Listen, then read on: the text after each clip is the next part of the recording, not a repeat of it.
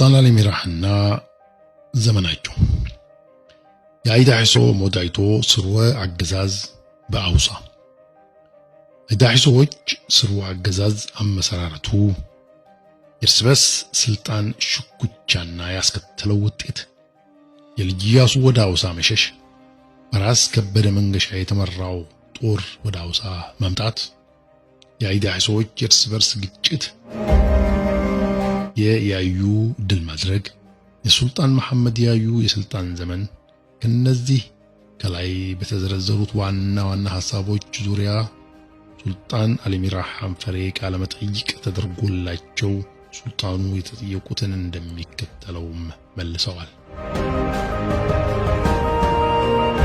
ጠያቂው ሱልጣን አሊ ሚራህ እስኪ የእርሶን የትውልድ ሐረግ በተመለከተ ቢያስረዱን። በኔ የትውልድ ሐረግ የመጀመሪያው አይዳሂስ የሚባል ነበር። እርሱም የመስኬ ልጅ ነው። የኛ ዘር ከዚያ ሲጀምር አይዳሂሶ በመባል ይታወቃል።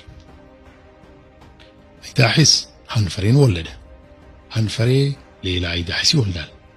ይህ አይዳሂስ በቅጽል ስሙ ዳታ ከዳፎ ይባላል። ጠይሙ ከዳፎ ማለት ነው። ኢማም ሰልማን የተባሉትን ከአውሳው በትረ ስልጣን ያስወገዷቸው ከዳፎ ነበሩ።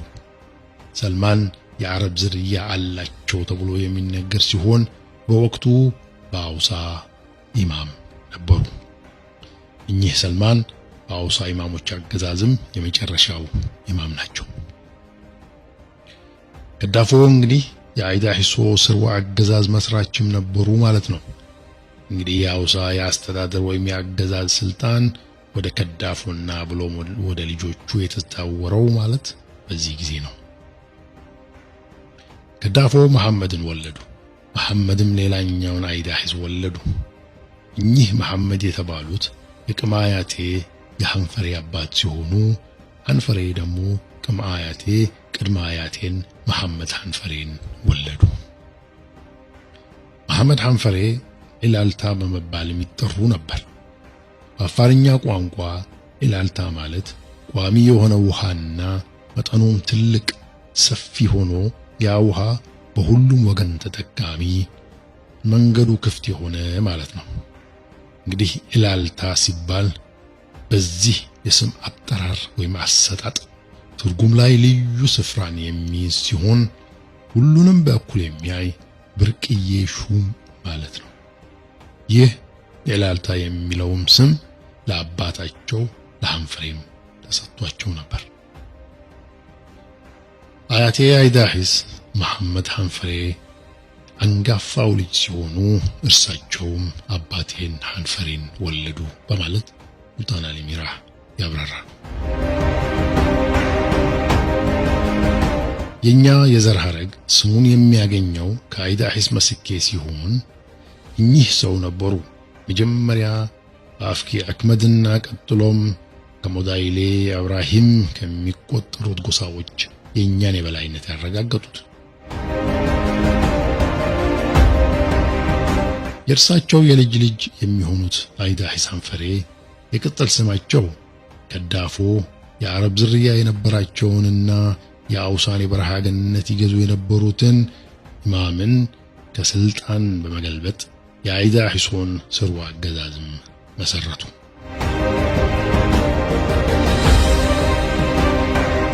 እንደ አውሮፓውያን አቆጣጠር ከ1798 እስከ 1830 የአይዳሂስ መሐመድ የስልጣን ዘመናቸው በጦርነት የመተሰቃቀለ ቢሆንም እርሳቸው የከዳፎ የልጅ ልጅ የነበሩት ናቸው። ልጃቸው ሐንፈሬ ወንድማቸውን መሐመድን በመተካት ጦርነት ባመሰቃቀለው ሁኔታ ውስጥ የአንድ ዓመት ስልጣን ይዘው ቆዩ። በአውሳ ሱልጣኔት ላይ የአይዳሂሶችን ዲፕሎማሲያዊና የኃይል የበላይነትም አረጋገጡ። እንደ አውሮፓውያን አቆጣጠር 1861 ሐንፈሬ በሞቱበት ወቅት ልጃቸው መሐመድ ኢላልታ ተኳቸው። ማለት የምንችለው በስርወ አገዛዙ መስራች በከዳፎና በአባቱ በሐንፈሬ አልዓዲል በታሪካችን አምድ ላይ ወሳኙን ሚና መጫወታቸው ብቻ ሳይሆን ቀዳሚውንም ስፍራ መያዛቸው ነው። ለ40 ዓመታት ያህል በአውሳ የበትረ ስልጣን ዘመናቸው እርስ በርስ ጦርነት የተመሰቃቀለ ቢሆንም ይህ የተመሰቃቀለው ግጭት በወራሾቻቸው መካከል ስልጣን ለኔ ይገባኛል በሚል መነሻ ነበር። የሽኩቻ አንድ 10 ዓመትን አስቆጥሯል። ኢላልታ በስልጣን ላይ እያሉ አንዱን ወቅት አፍኬና መዳድን ይሰበስቡና ወራሼ አንጋፋው ልጄ አይዳሂስ ነው ብለው በግል ነገሯቸው። ልጅና እየተጫናቸው እየተሰማቸው ሲሄዱ ግን ሐሳባቸውን ቀይረው እንደገና አፍኬና መዳድን ሰብስበው የሐሳብ ለውጥ ማድረጋቸውንና የወንድማቸውን ልጅ መሐመድ አይዳሂስን የስልጣን ወራሻቸው መሆኑንም አበክረው ነገሯቸውና ይህ ውሳኔ የጸና መሆኑንም ያረጋግጡላቸዋል። ያንን ውሳኔያቸውን በመቃወም ልጆቻቸው አመጹባቸው። ከዚያ በኋላ አያቴ አይዳሂስ ከአንድ እናት ከእርሳቸው ጋር የሚወለዱት ወንድሞቻቸውን ሐንፈሬ ያዩና አሊሚራህ አባታቸውን በሕይወት እያሉ ለስልጣን ሽኩቻ ሲባል እንደማይፈላለጉ ወሰኑ። የካሎን ስፍራ ትተው ወደ ታጁራ መሄዱን መረጡ።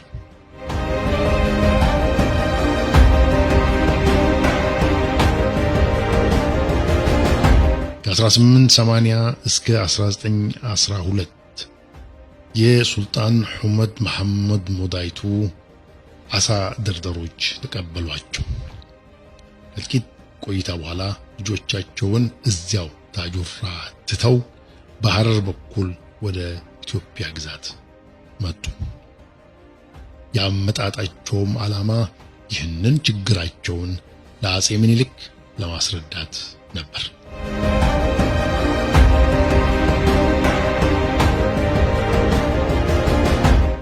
መረጋጋት በአውሳ ይሰፍን ዘንድ የኢላልታ ልጆች ከጅማ ተጠርተው ወደ አዲስ አበባ መጡና ወደ አውሳ ተላኩ።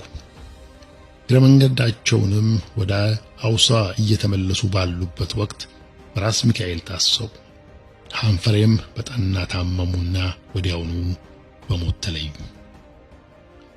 እስር ቤት ውስጥ የቀሩት አያቴ አይዳሂስ፣ አባቴ ሐንፈሬ እና የአጎቴ አባት የሆኑት ያዩ ብቻ ነበሩ ብለው ያብራራሉ ሱልጣን አሊሚራህ ነፍስ ይማር።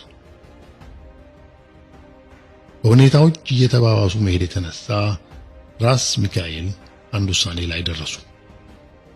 ይህም ውሳኔ አውሳን ለሁለት ከፍሎ አንዱን ክፍል በሐንፈሬ እንዲተዳደር ወይም እንዲገዛ፣ ሌላኛውን ደግሞ በያዩ እንዲገዛና መሪያቸውም ያዩ ሊሆን አደረጉ።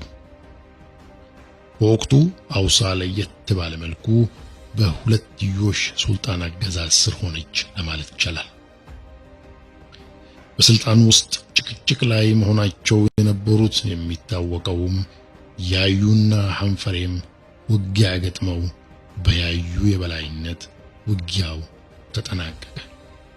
ሐንፈሬ ወንድሞቻቸውና ደጋፊዎቹ ወደ አሰብ ሄዱ። ከዚያም ጉዟቸውን ወደ ምጽዋ አመሩ። በዚህ አካባቢ የነበሩ ኢጣሊያኖችም ለእስር ዳረጓቸው። አንዳንዶቹ በእስር ላይ እንደነበሩ ሕይወታቸውም አልፏል። ሐንፈሬ ማለትም የሱልጣን አሊሚራህ አባት በጤና ከዚያ ወጥተው በቀጥታ ወደ ኢትዮጵያ ግዛት ተጓዙ። በወቅቱ በኢትዮጵያ ውስጥ የነበረው የመንግስት ለውጥም ለሐንፈሬ ማለትም ለአሊሚራህ አባት ምቹ ሁኔታዎችን ፈጠሩ። ይህም በይበልጥ የጠቀመው ደግሞ ልጅ ኢያሱ ከስልጣን ተነስተው ወደ አውሳ ሸሽተው መምጣታቸው ነበር።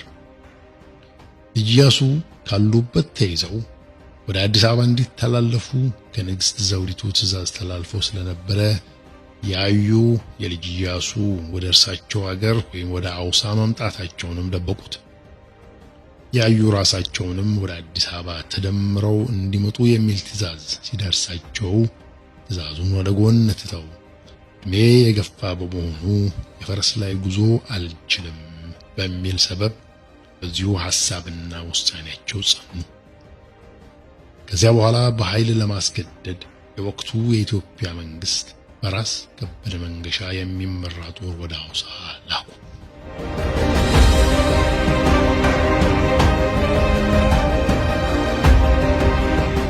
ከአይዳሂ ሰዎች ከተጠቀሱት ውስጥ በግንባር ቀደምትነት የሚጠቀሱት የመሐመድ አይዳሂስ ልጅ የነበሩት አሎና ከስልጣናቸውም የተወገዱት ሱልጣን ሐንፈሬ ነበሩ።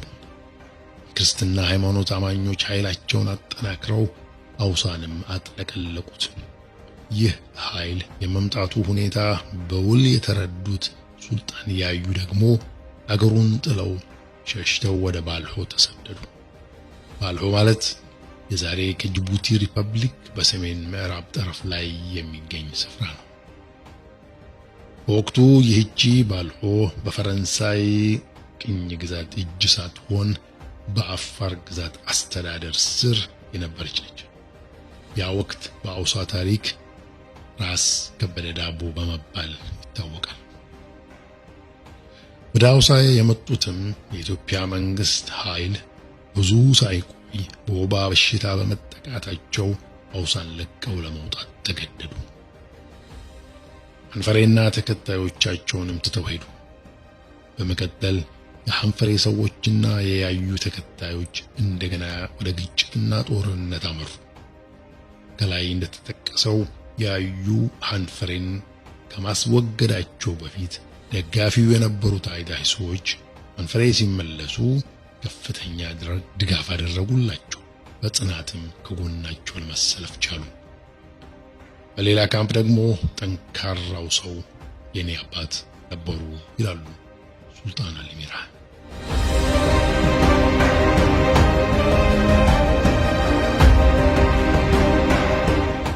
የሱልጣን አሊ ሚራህ የልጅነትና የወጣትነት ዘመን ከራሳቸው አንደበት ሲያብራሩም ሱልጣን አሊ ሚራህ የትና በስንት ዓመተ ምህረት እንደተወለዱ ቢገልጹልን ለሚል ጥያቄ በካሎ ውስጥ ነበር ብለው ይመልሳሉ። ሳሂሌ በተባለች ልዩ ስፍራ በአሳይታ ሐይቅ በአዋሽ ወንዝ ግራ በኩል ማለት ነው።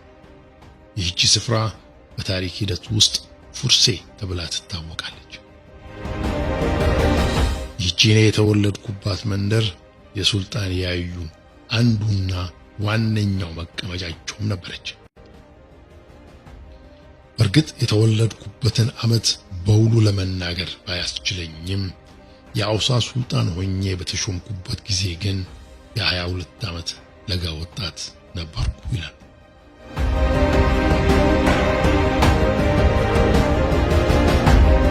ወላጅ አባቴ የሞተብኝ የ2 ዓመት ሕፃን ነበርኩ። ያሳደገችኝ እናቴ ነበረች። ሌላ 2 እህቶችም አሉ። ፋጡማና መዲና ይባላሉ። አንጋፋይቱ እህቴ ፋጡማ ስትሆን አባታችን ሲሞቱ የ4 ዓመት ሕፃን ነበረች።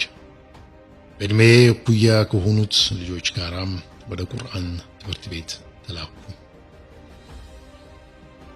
ይህ በእያንዳንዱ ጋንታ ወይም ከ10 ድንኳን በላይ ያካተተ የአፋር መንደር አንድ የእስልምና ትምህርት ዕውቀትና ብቃት ያለውን ሰው በመያዝ ለዚህ ትምህርት ያሰማሩ ነበር። አስፈላጊውን ሁሉ የሚሸፍነው እያንዳንዱ ጋንታ ነበር። ይህ መምህር ደግሞ በአፋሮች ዘንድ ከቢር ተብሎ ይታወቃል። እናቴ የ16 ዓመት ልጅ ሲሆን ከዚህ ዓለም በሞት ተለየች። የቁርአን ትምህርቴንም የጨረስኩት በዚያውኑ 16 ዓመት ልጅ ሆኜ በነበርኩበት ጊዜ ነው። በወቅቱም ኩዕሶ እየተባለ የሚታወቅ ጨዋታ ነበር። ወደዚያ ጨዋታ እጅጉን አደላሁ። ታላቅ እህቴ ፋጡማንም ሱልጣን መሐመድ ያዩ በአውሳ ሱልጣኔት በወቅቱ የስልጣን ተዋረድ ላይ ሁለተኛው ሰው ለሚሆኑት ለፊት አውራሪ ያዩ ሐመዱ ዳሩላቸው። ይህች ታላቅ እህቴ ተንከባካቢና የወደፊት ሕይወቴን ዕጣ ፈንታ ብቻም ሳይሆን የሁሌም ተግባሬ መንገድ ቀያሽ ነበረች።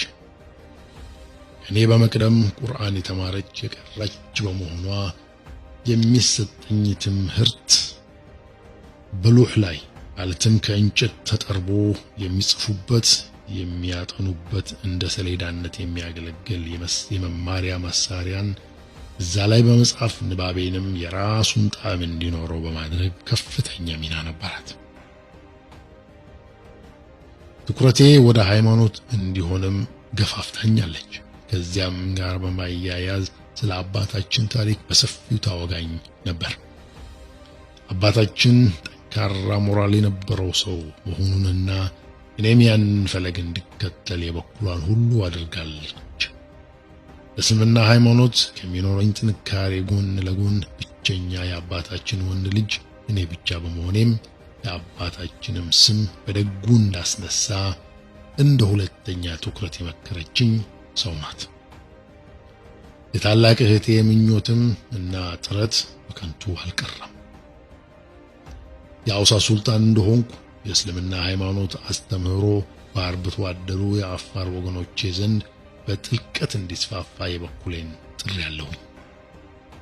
ከሁሉ በላይ ግን ከፍተኛ ግብአት የሆኑኝ ታላላቅ ኢትዮጵያውያን ዑለማዎች እኔ ድረስ በየጊዜው በመምጣት ሳይቀር ያደረጉልኝን በጎ አድራጎት የሚታወስ ነው። ጥቂቶቹን በስማቸው ለመጥቀስ ከተፈለገ እነ ሙፍቲ ሲራጅ፣ እነ ሙፍቲ መሐመድ ኑር፣ ከቢር ወይንም መምህር አህመድና ወዘተ የመሳሰሉት ይጠቀሳሉ። እናቴም ሃዊ በመባል ይጠራሉ። የዑመር ራሬ ልጅ ናቸው። ከዳምቤላ ወገን ሲወለዱ ዳምቤላዎች በአዋሽ ወንዝ ዳርቻ በመኖር የዳምቤላና ሞዳይቶ ጎሳዎች ነገድ ፌዴሬሽን ወገን ናቸው። እናቴ አባት ወይም አያቴ የሞቱት ምኒልክ ወደ አውሳ ባዘዙት ዘመቻ ወቅት ነበር። ያ ዘመቻ የአፋሩን ሕዝብ አደጋ ላይ የጣለ ዘመቻም ነበር።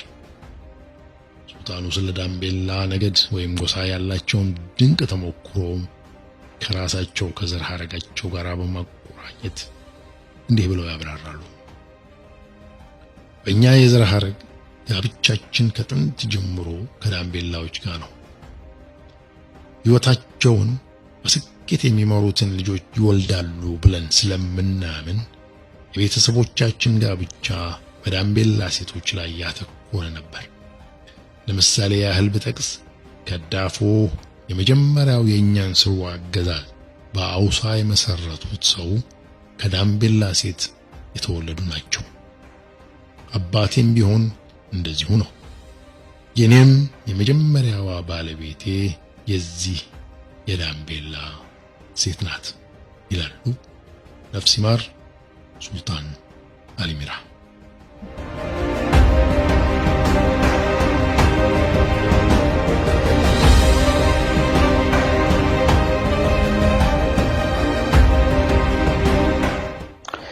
በቀጣዩ ቅንብራችን ደግሞ እንደ አውሮፓውያን አቆጣጠር 1944 አውሳ ከተማ ላይ የተቀሰቀሰው ግጭትና የአብዮቱ ውጤት፣ ጉዞና ከንጉሱ ጋር ለመገናኘት የተደረገው ጥረት ተሳክቷል ወይስ ከንቱ ልፋት ነበር? በአውሳ አስተዳደር የሚመደበው ግለሰብ እና የንጉሱ ጣልቃ ገብነት ብሎም የአፋር አስተዳደራዊ የስልጣን እርከን ራሱ እያለው ማህበረሰቡ የማያውቀውን የሹማምንቶች ስያሜ መለጠፍ፣ የሱልጣኑ በስልጣን መንበሩ ላይ መደላደላቸውና የአስተዳደራቸው ስልትና ዘይቤው፣ እነዚህ የመሳሰሉ ጉዳዮች ላይ በቀጣይ እንቃኛለን። ካሚል ዱሪ ነኝ። ሰላም ሰንብቱ። ሰላሙ አለይኩም ወራህመቱላሂ ወበረካቱሁ።